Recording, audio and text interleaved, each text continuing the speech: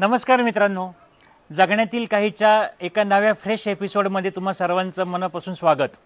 आजचा आपला जो एपिसोड असणार आहे तो एपिसोड एक खूप वेगळ्या पद्धतीचा आणि एक खूप आवडेल असा एपिसोड आपण करत आहोत। तर सर्वांनी हा एपिसोड नक्की पहा। आणि त्याआधी मला तुम्हा सर्वांचं मनापासून एक खूप अभिनंदन करायचे, खूप मी थँकफुल आहे की खूप कमी कालावधी म्हणजे आता आज हा रेकॉर्डिंग करत असताना आम्ही 10 दिवस झालेत आपला पहिला एपिसोड रिलीज झाला त्यानंतर, आणि आपले 1000 सबस्क्रायबर्सचा एक मेन जो टप्पा असतो तो पार पडलाय। इतकं सगळ्यांनी तुम्ही त्या चॅनलला आपलं लाईक केलंय। आणि सगळ्यात पहिला जो एपिसोड आपण तपसचा जो प्राजक्ता वाढावकर यांचा रेकॉर्ड केला त्याला तर सर्वांनी भरभरून प्रतिसाद दिला, म्हणजे त्याचे 5000 सबस्क्रायबर पूर्ण झाले। आणि कित्येकांना तो एपिसोड आवडला, कारण लोक म्हणाले की आम्हाला अशाविषयी माहितीच नव्हती की असं काही सेंटर असतं। आणि त्यामुळे देश व विदेशातून मला त्याविषयी फोन आले, कित्येकांनी त्याविषयी सांगितलं की आम्हाला याविषयी आणखी आवडेल। तर आम्ही त्या गोष्टीचा नक्कीच विचार करून लवकरच आपण तपसचा एक पार्ट 2 असा रेकॉर्ड करत आहोत, ज्यामध्ये तुम्हाला पहिल्या एपिसोडमध्ये जे काही त्याविषयी प्रश्न किंवा त्याविषयी जे काही गोष्टींची माहिती हवी होती त्या गोष्टी आपण पुढच्या एपिसोडमध्ये कव्हर करणार आहोत। बाकी जे मधल्या काळामध्ये एपिसोड झाले त्याला सुद्धा लोकांनी काही जणांनी सूचनाही सांगितल्या की आम्हाला हे नको। दुसरा एक काही लोकांच्या त्यात सूचना अशा आल्या की आम्हाला थोडंसं हेल्थ रिलेटेड गोष्टी ऐकायला आवडतील, तर त्या गोष्टीचा नक्कीच विचार करून पुढच्या महिन्यामध्ये आपण काही जे ठराविक आजार किंवा त्याविषयी लोकांच्या शंका असतात त्याविषयी तज्ज्ञांशी आपण चॅनलवर चर्चा करणार आहोत। आवर्जून काही लोकांचा उल्लेख करावा वाटतो, त्यामध्ये स्वातीताई कुलकर्णी आहेत, सुलेखा पेडणेकर म्हणून आहेत, जयंत सुरत्राण म्हणून आमचे एक जुने फेसबुकचे मित्र आहेत, माझा मित्र संजय कंक, स्नेहल कंक, अशी फार मोठी लिस्ट आहे। विजय कदम म्हणून एक जण आवर्जून मला नेहमी मेसेज करतात, गणेश पुजारी म्हणून आमचा एक बीजेचा जुना मित्र आहे, तो US मध्ये असतो, त्यांनी आवर्जून तपसच्या एपिसोडविषयी खूप तो त्याविषयी भारावून गेला आणि कालच मला त्याच्याशी फोन झाला, त्यावर आमच्या गप्पा झाल्या। आता आपण आजच्या एपिसोडविषयी बोलूया। मी मागे माझ्या इंट्रोडक्शनमध्ये सांगितलं होतं की मुक्तांगण व्यसन मुक्ती केंद्र, त्या ठिकाणी मी गेले 8-9 महिन्यापासून मेडिकल ऑफिसर म्हणून काम करतोय। त्या ठिकाणी खूप काउन्सिलर्स आहेत की जे काउन्सिलर हे पूर्वीचेच इथले रिकवर्ड ॲडिक्ट होते आणि ज्यांनी आता आपल्या आयुष्याचे गोल म्हणून, एक आयुष्याचं ध्येय म्हणून ते गेले कित्येक वर्ष ते काउन्सिलिंगचं काम करतात। तर असे सर्व काउन्सिलर इथे माझे मित्रच आहेत। त्या सर्वांमध्ये एक नाव आहे की जे नाव बऱ्याच लोकांना विविध चॅनल्सवरती किंवा विविध वृत्तपत्रांमध्ये त्याविषयी वाचून माहिती झाली आहे, आणि एक ज्येष्ठ व्यक्तिमत्व असं आपण खरं म्हणायचं त्यांना, कारण त्यांनी नुकतीच आपल्या वयाची 60 पूर्ण केली आहे। आता त्यांना जेव्हा तुम्ही प्रत्यक्ष पाहताल तेव्हा ज्येष्ठ म्हणायचं का नाही हे तुम्ही ठरवा, कारण त्यांच्याकडे पाहून कुठल्याही अँगलनी ते ज्येष्ठ नागरिक ह्या ज्या नेहमीच्या आपल्या पारंपरिक चौकटीमध्ये ते बसणारे व्यक्तिमत्व नाही आहे। दत्त श्रीखंडे असं आज आपण ज्यांना भेटणार आहोत त्यांचं नाव आहे।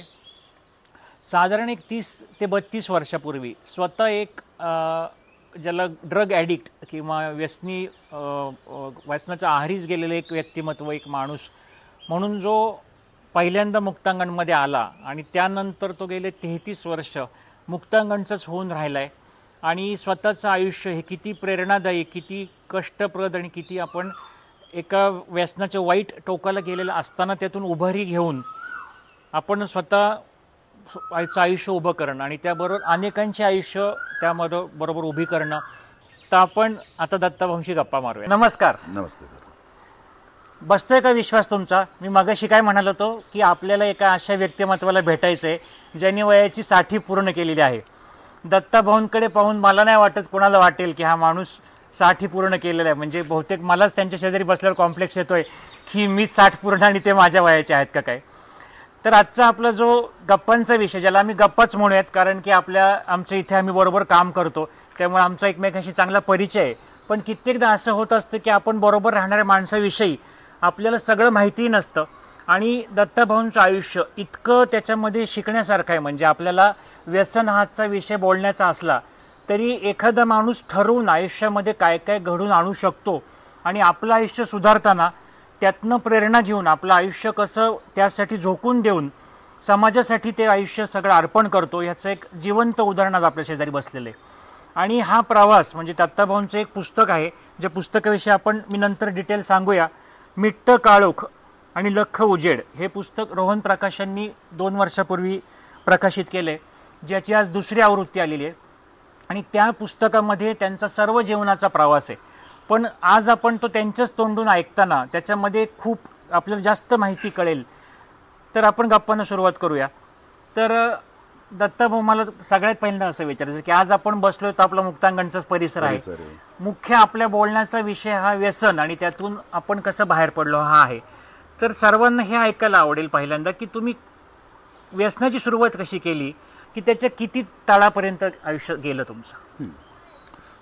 मी ज्या ठिकाणी राहतो अंबरनाथ, ठाणे जिल्ह्यातलं अंबरनाथ, आणि मी ज्या एरियामध्ये राहतो तिथं गुन्हेगारांचं पुनर्वसन ब्रिटिश काळामध्ये केलं होतं आणि आमचं गाव होतं. आणि मग ती जी काय ते गुन्हेगारांची मुलं आणि आम्ही ते लहानपणापासून आम्ही वाढलो.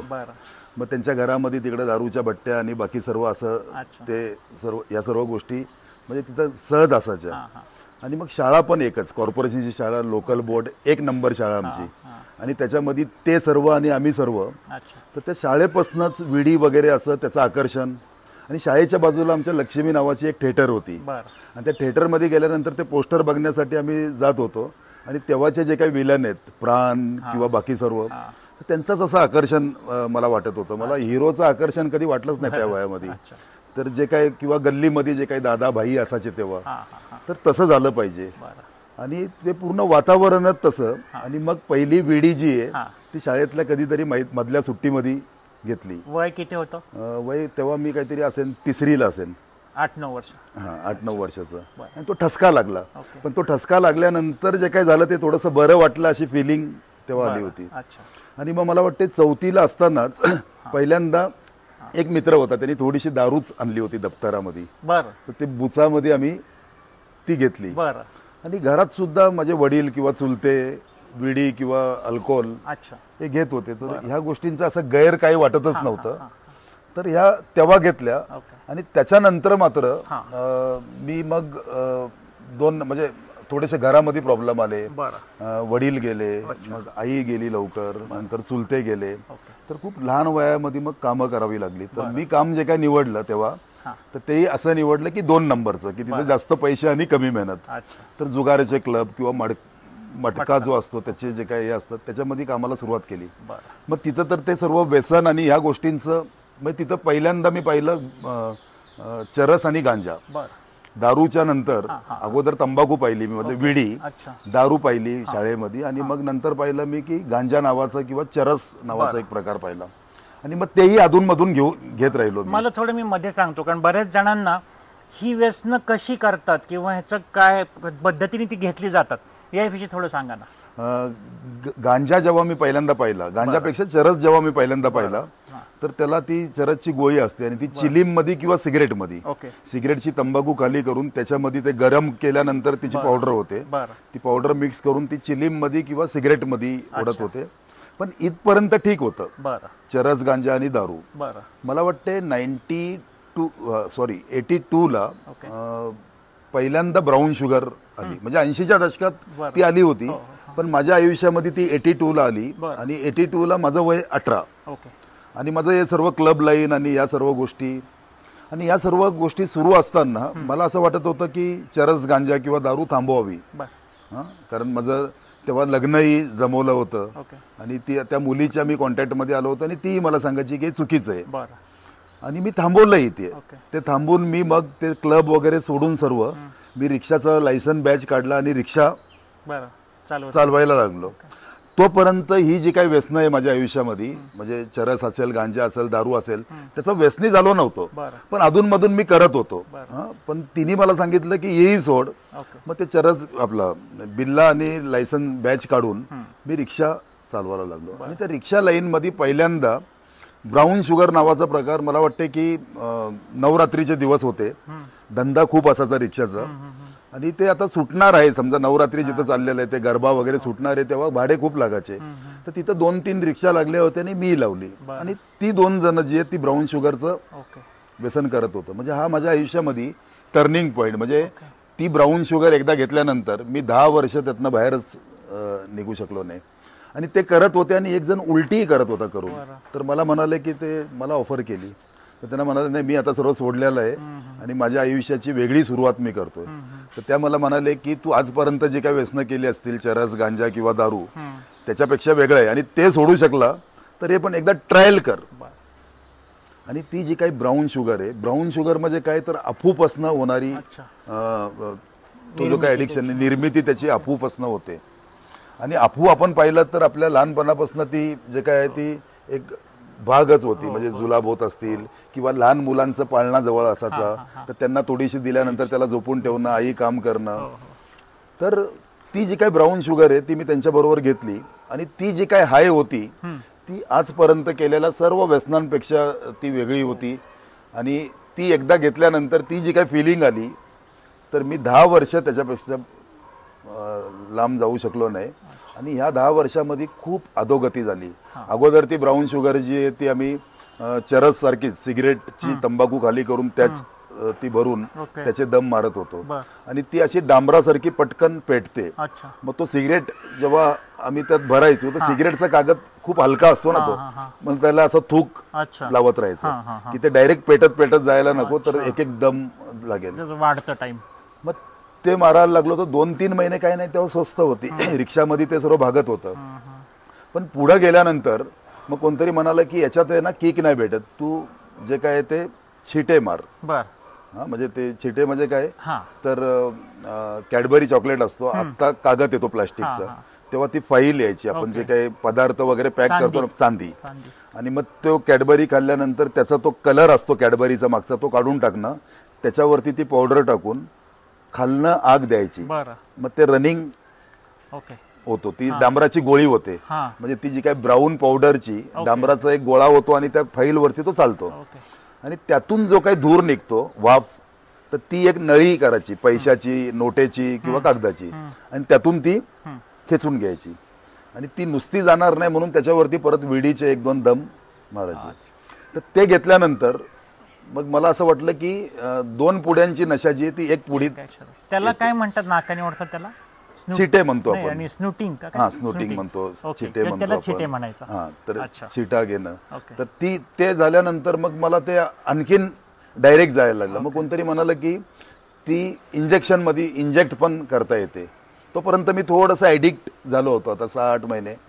पण ते मी खूप, माझं भाग्य आहे की मी वाचलो की ती पहिली इंजेक्ट जी आहे ती मी घेतल्यानंतर ती आऊट गेली. ती नसेत घ्यावी लागते आपल्या नशेत, आणि ती काहीतरी आऊट गेली आणि मला ते रक्त निघालं आणि ते मला पावलं नाही. ती फिलिंग चांगली होती, पण मला ती जी काही पद्धत आहे ती पद्धत मला आवडली नाही. खूप जण गँगरिंग होऊन गेले माझ्या बरोबरचे, पण मला आहे ना ती आवडली नाही. म्हणून मी विचार केला की हे नको, छिटे किंवा सिगरेट मध्ये असेल तर ती आपण घेऊ. आणि मग मी काही इंजेक्टच्या मार्गी लागलो नाही, पण मात्र ह्या ब्राऊन शुगरनी पूर्ण माझं आयुष्य बदलून टाकलं. आता जे काय आहे तर ब्राऊन शुगर घेत होतो आणि मग ब्राऊन शुगर मध्ये सोडण्याचे प्रयत्न करत होतो. तर डॉक्टर मला काही मेडिसिन देत होते. मग तेव्हा एक नेट्राबेट 10 म्हणून गोळी द्यायचे, किंवा आपण म्हणू की आर्कामिन म्हणून द्यायचे, कंपॉज म्हणून द्यायचे, किंवा विलेम म्हणून गोळी द्यायचे की त्यातनं बाहेर पडण्यासाठी.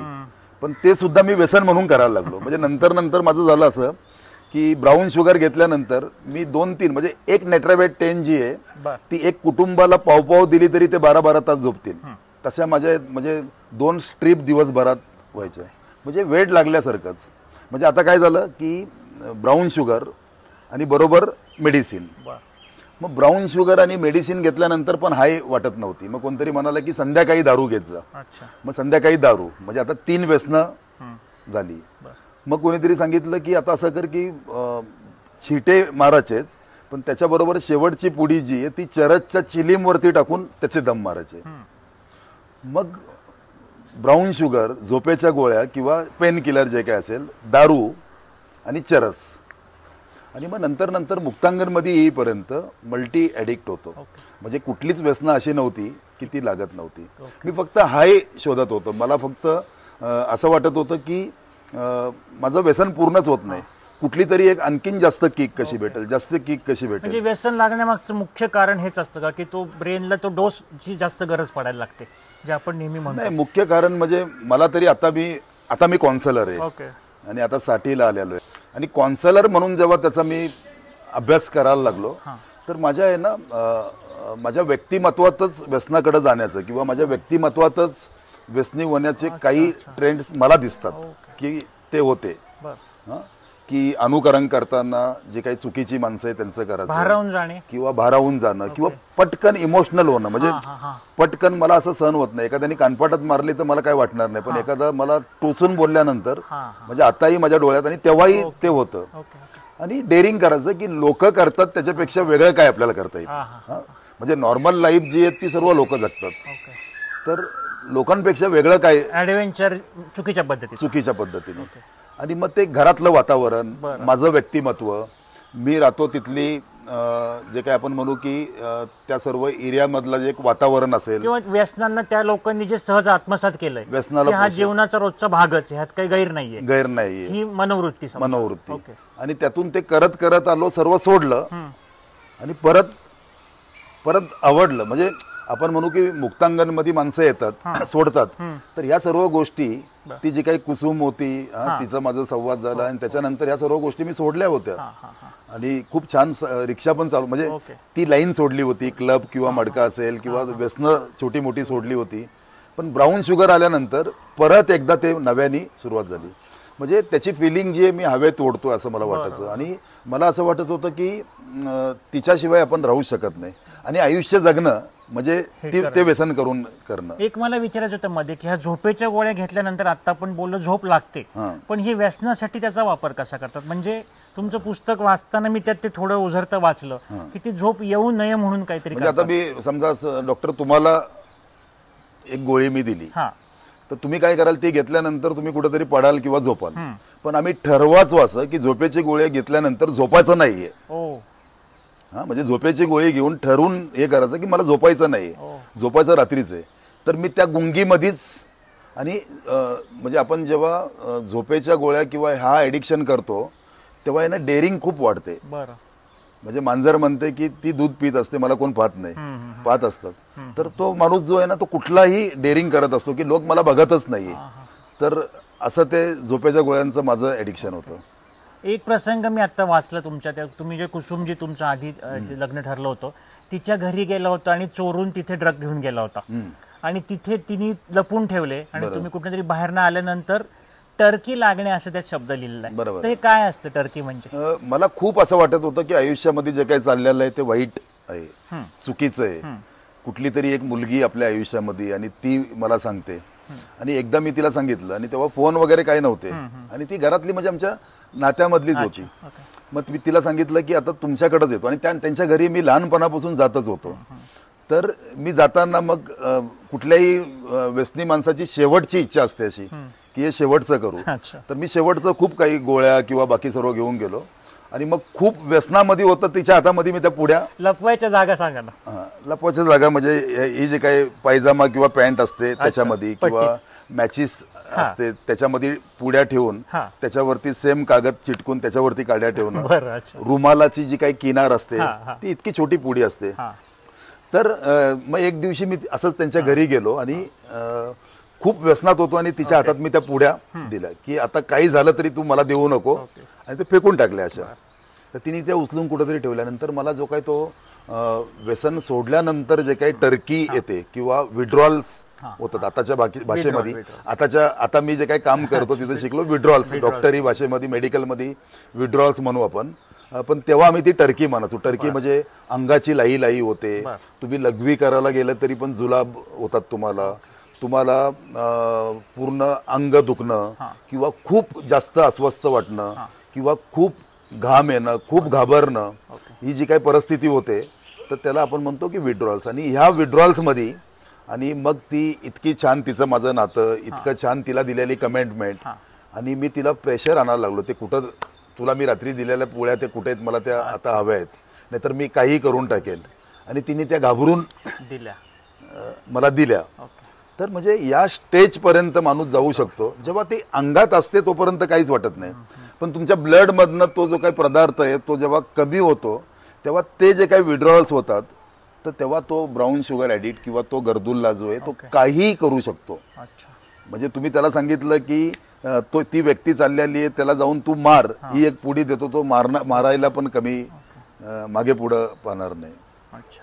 तर तो एक असा प्रसंग होता आणि असे प्रसंग खूप घडले की मी असं आदल्या दिवशी म्हणत होतो सोडायची, 2-3 दिवस कंट्रोल करत होतो आणि मग मला टर्की असह्य व्हायची आणि परत माझी सुरुवात होईल. पण हे सगळ्यातनं बाहेर पडल्यानंतर जो गिल्ट यायचा की आपण घरच्यांना फसवतोय, मला थोडा वेग हा विषय मध्ये राहिला की ह्या सगळ्यासाठी पैसे गोळा करण्यासाठी जे उद्योग ते तुम्ही केले, मी ते पुस्तकात वाचले, त्यातले 2-3 प्रसंग म्हणजे मला हसू आलं, पण किती टोकाला माणूस होता त्याविषयी वाईट पण वाटलं. तर ते एक 2-3 प्रसंग सांगा ना, की ते कन्स्ट्रक्शन साईटवरच्या चोऱ्या आणि छत्र्यांचे. बरोबर आहे. म्हणजे असं खूप आपण म्हणतो की एखादा ब्राऊन शुगर ऍडिक्ट असतो, तर अगोदर मी रिक्षा चालवत होतो तर त्यातून माझं भागत होतं.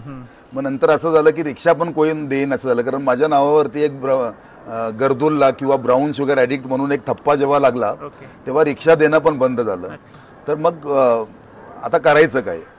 आणि आता त्या क्लब लाईन किंवा तिकडे जाऊन 12 तास ड्युटी करण्यापेक्षा आपण मग त्या गर्दुल्ल्यांमध्ये आम्ही बसायला लागलो. आणि तेव्हा हे गर्दुल्ले एक खूप मोठी भारतामध्ये लाट आली होती. असे म्हणजे 1-2 नाही, तर प्रत्येक कॉलेज म्हणजे आमच्यामध्ये बसणारे कॉलेजचे विद्यार्थी किंवा इंजिनियर किंवा ड्रायव्हर किंवा एकदम झोपडपट्टीमधले, म्हणजे ती लाट अशी होती. आपण म्हणतो ना लाटा येतात काही राजकारणामध्ये पण बघतो, तर ती आपल्या भारतामध्ये आलेली खूप मोठी लाट आहे. आणि त्या मोठ्या लाटेमध्येच मला वाटते डॉक्टर आनंद नाडकर्णी असतील किंवा डॉक्टर अनिल अवचट असतील, डॉक्टर अनिता अवचट असतील, की त्या लाटेमध्ये अरे इथं काहीतरी चुकीचं होतंय आणि म्हणून या मुक्तांगणची मला वाटते निर्मिती झाली.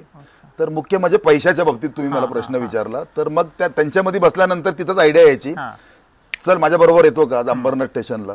तर मला काहीच माहिती नसायचं आणि ते सर्व म्हणजे माझ्या अगोदरचे खूप सिनियर होते. मग पावसाळा असेल तर ते मागं छत्र्या लागलेले ते सायकलच्या कॅरियरला ते काढणं. तर मला असं वाटायचं की काही केलंच नाही, त्यांच्या बरोबर गेलं आणि मग तिथनं भेटलं. किंवा भंगार असेल, भंगार प्रत्येक कॉलनीमध्ये प्रत्येक एरियामध्ये, किंवा काही नसेल तर ड्रेनेज जे असतात ते आता ड्रेनेजला आत्ता जे आहेत ते सिमेंटचे असतात झाकणं. पूर्वी आपण जर पाहिलं असेल एक 20 वर्षापूर्वी तर ती लोखंडाची असायची. मग ते रातोरात हे करणं. पण असं मला कुठंतरी वाटत होतं की हे खूप किरकोळ आहे, म्हणजे याच्यावरनं काहीतरी आपल्याला हे म्हणजे ते घ्या, ते जाऊन विका, बरं ते घेताना घेऊन जाताना पण ते वेट आहे. म्हणजे मला असं वाटतं की हार्ड कॅश कुठनं येईल, म्हणजे आपल्याकडे पैसेच आले समजा, पैशाची म्हणजे नोटांचीच जर चोरी केली तर प्रश्नच जाईल. म्हणजे डॉक्टर तुम्हाला सांगतो की तेव्हा म्हणजे ही मी तुम्हाला 86ची वगैरे गोष्ट सांगतो. 86च्या त्या याच्यामध्ये पिरियडमध्ये माझा खूप वाढलं होतं. तेव्हा एखाद्या सर्वसामान्य माणसाला आहे ना 1000, 1200, 1500, 2000 पगार असेल ना खूप झाला. आणि तेव्हा माझे 1000 रुपये रोज, 800-1000 रुपये तेव्हा माझा खर्च होता. तर मग नंतर असं दिलं की मी ज्या एरियामध्ये राहतो तर तिथे म्हणजे पीट पॉकेटिंग करणारे काही होते. तर तेव्हा असं काय हे नव्हतं की मोबाईल मधनं पे, म्हणजे पैसे जे आहेत ते अंगावरतीच, म्हणजे माणूस बाहेर ना आलेला आहे, बाहेरच्या गावावर ना आलेला. तर माणसं पैसे जे आहेत ते पर्स मध्ये किंवा अंगावरतीच हे होत होते. आणि मी एकदा त्यांच्या बरोबर गेलो आणि आम्ही अंबरनाथला चढलो आणि उल्हासनगरला उतरलो. 3 मिनिटाचं ट्रेनमध्ये राहणे. आणि त्या सर्वांनी मला सांगितलं उतरा, मी उतरलो आणि बाहेर आल्यानंतर मला एकदम माझ्या हातात 3000 रुपये दिले त्यांनी. आम्ही 7-8 जण होतो, म्हणजे काहीतरी तेवढ्या मोठी त्यांच्या रकमेची ती चोरी झाली असेल. आणि मला त्यात इंटरेस्ट वाटला, अरे ते भंगार आणि बाकी सर्व करण्यापेक्षा हे खूप छान आहे, म्हणजे इतके म्हणजे पैसेच आले आणि आपण खूप, आणि ती लाईफ आहे तेव्हापासून ती खूप छान होती. म्हणजे जरी व्यसन करत असलं तर चांगले कपडे, चांगले बूट, चांगलं राहणीमान. कारण 1-1.5 तास ट्रेनमध्ये गेलो, कारण तुम्हाला माहिती आहे की अंबरनाथ हा उपनगर आहे. ठाण्यापर्यंत आम्ही जात होतो त्यांच्याबरोबर. मग नंतर असं जाता जाता मला असं वाटलं की यांच्याबरोबर फिरण्यापेक्षा मला आहे ना कुठलीही गोष्ट लहानपणापासून शिकण्याची खूप आवड आहे, की ती जी काही गोष्ट आहे ती आपण शिकून घ्यायची. तर मी विचार केला की आता आहे ना पीट पॉकेटिंग किंवा पैसे जे आहेत ना हे आपण शिकून घेऊ, यांच्याबरोबर काय जायचं. त्याच्यामध्ये एक असतो की तुम्ही कंपनी बरोबर करता. कंपनी म्हणजे 7-8 जणांची एक टोळी असते. आणि एक असते की तुम्ही दोघांबरोबरच करता, की 2च माणसं आहेत आणि तुम्ही करता. आणि एक सोलो असतो की एकटंच फिरायचं आणि एकटंच ते करायचं. त्याला अशी नावं पण आहेत का सोलो? तर माझ्या बरोबर एक नितीन म्हणून मुलगा होता, ग्रॅज्युएशन झालेला होता आणि तोही अडकला होता. आणि तो बऱ्यापैकी शिकत होता. आणि मग तो म्हणाला की आता यांचं सोडू, आपण दोघं सुरू करू. मग 1 वर्षभर आम्ही फिरलो. आम्ही खूप म्हणजे दिवसाला 5-5, 6-6 हजार रुपये भेटायचे. म्हणजे आम्ही पुडीनी खरेदी करतच नव्हतो, ग्रामनी अच्छा खरेदी करत होतो. मग एकदा तो धरला गेला, मग माझं नाव सांगितलं, मग घरने मला घेऊन गेले, मग ते लॉकअप आणि जेल अच्छा असं सुरू झालं. आणि तोपर्यंत मीही आता तरबेज अच्छा झालो होतो. मग ह्या 86 ते 89 पर्यंत खूप केसी झाल्या. बरं म्हणजे एखादा जर ॲडिक्ट असेल ना तर त्याला आपण म्हणू की मुक्तांगणमध्ये आणलं किंवा जेलमध्ये टाकलं किंवा मेंटल हॉस्पिटलमध्ये टाकलं तर सुटलं पाहिजे ना. तर मी 86 ते 89 मला वाटतं या 3 वर्षामध्ये अर्धे वर्ष जे आहेत ते जेलमध्ये असेल. म्हणजे 2-3 महिने राहिलो, परत आलो, परत सुरू झाली, परत धरला गेलो, परत आता पोलिसांचं मार किंवा लॉकअपमध्ये रिमांड काढलेलं आहे काय वाटतच नव्हतं. एकच की कधी सुटतोय आणि कधी परत त्याची सुरुवात करू. मग 89 पर्यंत खूप केसी झाल्या. काही केसी ज्या आहेत त्या माझं तर कोण घरचे येत नव्हते, मग मीच माझा वकील व्हायचो. आणि बऱ्याचदा मला असं वाटलं की ऑलरेडी 2 महिने झालेले आहेत, तर मॅजिस्ट्रेट साहेबांनी गुन्हा जरी कबूल केला तरी आहेत तेवढी सजा. आणि ते त्या आमच्या 379 म्हणून एक कलम आहे, म्हणजे आपण म्हणू की छोट्या मोठ्या चोऱ्या. तर त्याच्यामध्ये मॅजिस्ट्रेट म्हणायचं की झाले तेवढ्या दिवसामध्ये सोडा. दुसऱ्या दिवशी मी सुटत होतो आणि परत म्हणजे जेलमध्ये राहून माणसाचं व्यसन सुटणार नाही. आणि ते बाहेर आल्यानंतर परत सुरू होतं. 89ला एक खूप वेगळा मोड आला माझ्या आयुष्यामध्ये.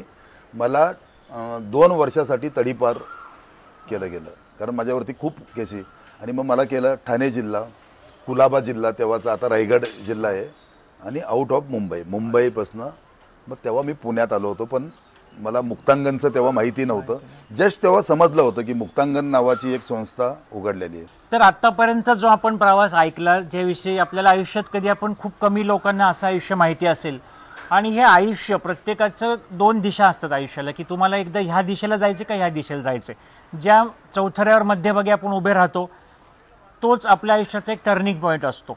आणि जी दिशा तुम्ही निवडली त्यानुसार आता दत्ताभाऊंनी कुठली दिशा निवडली, तर तुमच्या आयुष्याचा एवढ्या सगळ्या वाईट ह्याच्यातनं आल्यावर एक टर्निंग पॉईंट काय होता. त्याच्या आधी मी एक वाक्य असं सांगतो की त्यांच्या पुस्तकात मी 2-3 गोष्टी वाचल्या, की माणूस बाहेरनं किती व्यसनी असला, किती सुद्धा कठोर वाटला, त्यासाठी तो कुठल्याही टोकाच्या वाईट स्टेजला जाईल असं वाटत असलं तरीसुद्धा एक आतमध्ये ओलावा जो मगाशी ते म्हणाले की इमोशनल असणं, ते त्यांचे 2-3 प्रसंग त्या पुस्तकामध्ये लिहिलेत. एक प्रसंग मला खूप जास्त हेलावून गेला, तो आता मीच सांगतो की त्यांनी एकदा एका लोकलमध्ये एका तमिळ साऊथ इंडियन फॅमिलीचं भरलेलं पाकिट त्यांच्या कर्त्या पुरुषाच्या खिशातनं मारलं आणि ते सगळे मित्र मजा करायला एका हॉटेलमध्ये जेवायला जाऊन बसले. सुदैव म्हणा किंवा दुर्दैव म्हणा, ती फॅमिली परत त्याच हॉटेलमध्ये जेवायला आली आणि दत्ताभाऊ लांबून पाहत होते की ते सगळे लोक आता जेवणार आहेत आणि बिल भरायच्या वेळी त्या कर्त्या पुरुषाकडे पैसे असतील का. आणि त्यावेळी हा माणूस त्या वयाचं किती एक 20-22 वय 25 त्याच्या आसपास वय असेल, स्वतः हा माणूस त्या मागच्या दाराने हॉटेलच्या बाहेर गेला आणि तिकडून धापा टाकत परत आला. ज्यावेळी हा कर्ता पुरुष बिल द्यायच्या वेळा काउंटर होता, जेव्हा त्याला कळलं की आपल्याकडचे पैसे कोणतरी मारलेत, तेव्हा यांनी स्वतः येऊन ते पाकिट एका चोराकडनं हस्तगत केलं आणि हे घ्या तुमचं पाकिट असं म्हणून त्या माणसाच्या हातात दिलं. हा प्रसंग जेव्हा मी पुस्तकमध्ये वाचला ना, म्हणजे मला दत्ताभाऊ किती इमोशनल आहेत ह्याचा मी आत्ता गेले 8-9 महिने अनुभव घेतोय. पण मी त्यांना आत्ता ह्या वयामध्ये आणि ह्या अवस्थेमध्ये हा पाहतोय. त्या वयामध्ये त्या बॅकग्राऊंडमध्ये असतानाही माणूस जेव्हा इमोशनल असतो एवढा आणि दुसऱ्याचा विचार करणारा असतो, त्यातून त्या माणसाचं एक अंतर्भूत चांगुलपणा आपल्याला कळतो. तर त्या दृष्टीने मला असं वाटतं की हा विषय मी आत्ता का काढला, की टर्निंग पॉईंट जो असतो, तर तुम्ही जी दिशा आता पुढची निवडली तसं काय घडलं, तुम्हाला वाटलं आता हे बदलायला पाहिजे सगळं. तर माझ्या आयुष्यामध्ये मी म्हणजे जेलमध्येच विचार करत होतो एकदा असताना की आता काही सर्वच संपलेलं आहे. कारण मधल्या काळामध्ये मी पाहिलं की ती कुसुम जी होती, तिला मी सांगितलं की त्या पुस्तकामध्ये सविस्तर लिहिलं आहे की आता मी काही पुढं हे सर्व नातं घेऊन जाणार नाही, तर तुला आता ते मला इथं थांबावं लागेल, कारण मी ती लायकी माझी नाही आहे. मग तिच्या घरच्यांनी लग्न केलं, मग तिला एक मुलगा झाला आणि त्याच्यानंतर एक दिवशी असं समजलं की तिने सुसाईड केलं, तिने आत्महत्या केली. तर ती गोष्ट खूप लावून घेतली मी. खरं तर मी त्याला कारणीभूत नव्हतो, पण मला खूप असं वाटत होतं की मी जर व्यसन केलं नसतं, मी जर तिला नकार दिला नसता, तर कदाचित ही सिच्युएशन, तो एक डिप्रेशन तेव्हा मला आला. दुसरी एक गोष्ट की मी जेलमध्ये नेहमी विचार करत होतो की काय चाललंय लाईफमध्ये. जेल चाललेलं आहे, चांगली माणसं गेली, फॅमिली आपल्या मधनं गेली. मेंटल हॉस्पिटलमध्ये ट्रीटमेंट आता सुरू झाली होती, म्हणजे ठाणे मेंटलला वगैरे, म्हणजे डॉक्टर आनंद नाडकर्णी जे आहेत ते KM मध्ये जेव्हा ते प्रॅक्टिस करत होते त्यांच्याकडनं मी ती ट्रीटमेंट घेतली. किंवा ठाणे मेंटलला एक व्यसनमुक्तीचं छोटंसं वार्ड काढलं होतं, तिथं जाऊन म्हणजे जेल झाली, मेंटल हॉस्पिटल झालं. आणि आम्ही स्मशानामध्ये जास्त ब्राऊन शुगर प्यायला बसायचो. आमच्याकडे अंबरनाथला वांद्रपाड्यामध्ये एक मशान होतं, तर त्या मशानामध्ये, कारण तिथं कोण डिस्टर्ब करायला येत नाही. आणि मग तिथं एक दिवशी मी एकटाच असताना विचार करत राहिलो, काय आपलं म्हणजे आपलं संपणार, तर आता ही जी काही चांगली माणसं आपल्या आयुष्यातनं गेली असतील, ती कुसुम असेल किंवा बाकी माझ्या कुटुंबातली काही माणसं असतील, तर त्यांना काय देता येईल, तर किमान आपल्याला आता इथं थांबलं पाहिजे. आणि मग ते ब्राऊन शुगर पीत होते. तिथं जसं मला ते चोऱ्या कसं करायचं किंवा झोल कसे करायचे, पीट पॉकेटिंग करायचे, तसं मार्ग भेटलं. त्याच कंपूमध्ये किंवा त्याच वाईट लोकांमध्ये चांगल्या पण गोष्टी असतात बघा. तर त्यातनंच मी काहीतरी असं म्हणत होतो की थांबण्यासाठी काय, तर कोणतरी पटकन म्हणाला, एक अवचट मॅडम आहे, उन्होंने पुणे के एरोडा मेंटल हॉस्पिटल में नशा मुक्ती केंद्र खोला आहे. आणि ती गोष्ट जी आहे ती खूप लोकांनी ऐकली असेल, पण ती मी खूप सिरियसली घेतली. आणि त्याचं मग जे काय ते शोधणं, मुक्तांगण, ती एक. आणि तोपर्यंत मला 89ला तडीपार केलं होतं, आणि त्या तडीपारमध्ये मी धरला जात होतो. मग मी मुक्तांगणला पहिल्यांदा आलो.